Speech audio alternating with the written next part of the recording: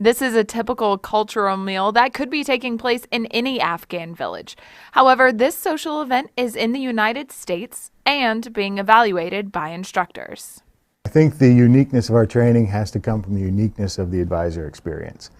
Because so much of the success of the advisor mission relies on being able to build a relationship with host nation counterparts. At home, they may be just a whatever fill in the blank their role may be. When they get downrange, they are warrior diplomats. They are the representatives of the United States Air Force, in our case, to a host nation military. It's a huge responsibility. They should be proud of that every day.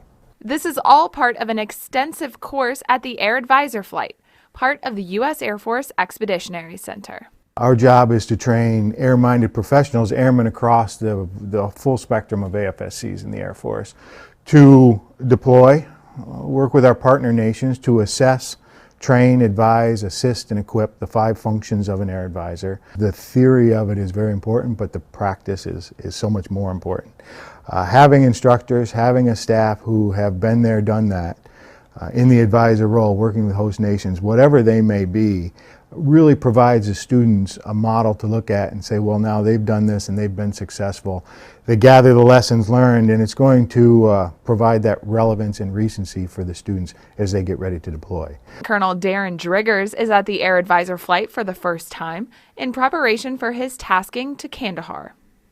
I am most looking forward to engaging with our partners. I have never been able to sit down one-on-one with the Afghan military folks or the Iraqi military folks and just seeing where they want to go and then how we can help them get there.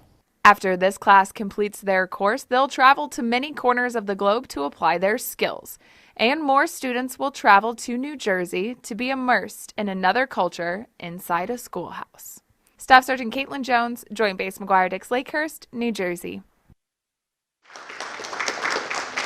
Military and civilian medical organizations collaborate for a unique training experience.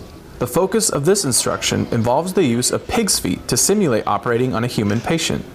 To enhance the partnership between military and civilian groups, 628th Medical Operations Squadron Commander Lieutenant Colonel Brian Neese invited his longtime friend Dr. Joseph Saccharin to lead the training at Joint Base Charleston. We have an opportunity from a community perspective to really work together in order to train our men and women and make sure that there's an equivalent skill set so that when they're deployed, they have the right training to take care of very sick patients. This exercise is beneficial to medical personnel of all skill levels. The procedures learned from a relationship like the one between these two organizations helps low-country medical professionals prepare for whatever the future brings. Organizations like MUSC, they also train their medical professionals. So we're all doing similar trainings. Is there a way we can link up that could save resources for both entities? It could also increase the amount of learning that we do and just establish a way forward.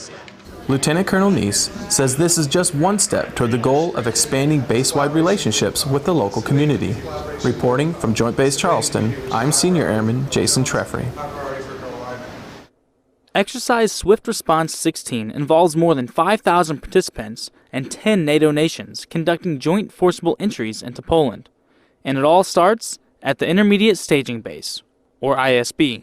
We're utilizing Ramstein as the ISB for this exercise, so it's serving as a focal point for flowing not only aircraft but personnel and equipment. This beginning phase allows the Army and Air Force to coordinate and sync efforts for the mission.